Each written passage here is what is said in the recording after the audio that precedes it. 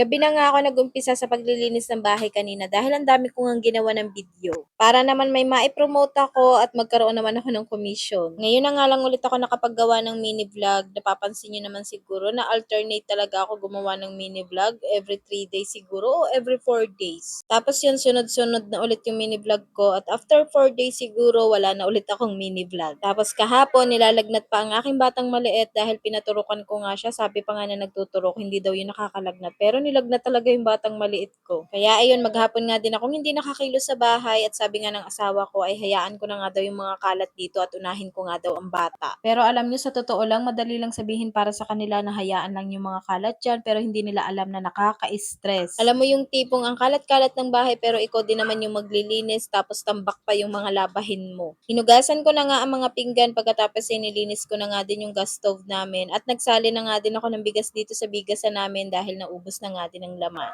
At dahil napakainit nga ng panahon ay binilhan ko na nga itong aking batang maliit nitong air cool sando, yung butas-butas. Tapos eto nga, tilaban ko na muna para maisuot na niya bukas. Tapos yung toddler ko, hindi talaga siya mahilig magsuot ng panty. Siguro naiirita siya. Kaya ito nga't binilhan ko na nga din siya ng panty short para ito na nga lang ang isusuot niya. Mas maganda na nga din to para komportable siya. Binilhan ko na nga din ang ate niya para hindi naman sila magkainggitan. Tapos maya-maya nga lang natapos ko na nga ding labhan at nabanlawan ko na nga din kaya ito't nilagyan ko na nga ng hanger. Minsan talaga nai-stress ako sa mga turn ng damit ng mga anak ko dahil minsan talaga hiwa-hiwalay tapos nahihirapan ako sa paghahanap. Lalo na kapag nagmamadali ako sa pag-aayos ng mga damit namin, minsan talaga hindi ko na na-organize. Kaya bumili na nga din ako nitong hanger na magkasama na ang turn ng damit. Dahil napakainit naman, hindi ko na nga lang yan din dryer. Hindi pa nga din ako naglalaba at plano ko nga sana mamayang madaling araw na nga lang ako maglalaba ng mga damit namin. Sana lang sipagin ako sa paggising mamayang madaling araw para naman maaga ako makapaglaba. Ewan ko ba pero nakakatamad talaga maglaba kapag tanghali na tapos ang init-init pa. Tapos syempre meron din akong batang maliit. Gusto ko kasi kapag naglalaba ako dire-diretso talaga. Eh sa umaga naman hindi makatulog ng maayos ang batang maliit. Hindi talaga dire-diretso ang tulog niya dahil siguro napakainit. Tapos meron pa akong toddler na napakakulit. Kung kailan naman tulog na tulog yung batang maliit saka naman mag-iingay. Habang naglilinis nga ako ng bahay ay tulog na itong batang maliit kaya lang maya-maya lang ay nagising kaya kinuha muna ni ate at binigay muna sa papa niya para nga matuloy ko tong paglilinis ko. Pagkatapos ko ngang isampay yung mga nilabhan ko ay naglinis naman ako dito sa salas dahil dito nga kami matutulog dahil napakainit talaga sa kwarto. Hindi kagaya dito sa salas na medyo meron pang nakakapasok na hangin sa kwarto, wala talagang nakakapasok na hangin. Kaya balisang balisa talaga kami pati nga mga bata, nako hindi talaga sila makatulog ng ayos at ang likot-likot talaga nila sa higaan. Tapos maya-maya nga lang nakatapos na ako sa paglilinis kaya kinuha ko na tong batang maliit dahil umiiyak na nga din at gusto na nga din dumede. O siya, paano mga mare, hanggang dito na nga lang ulit for today's mini vlog.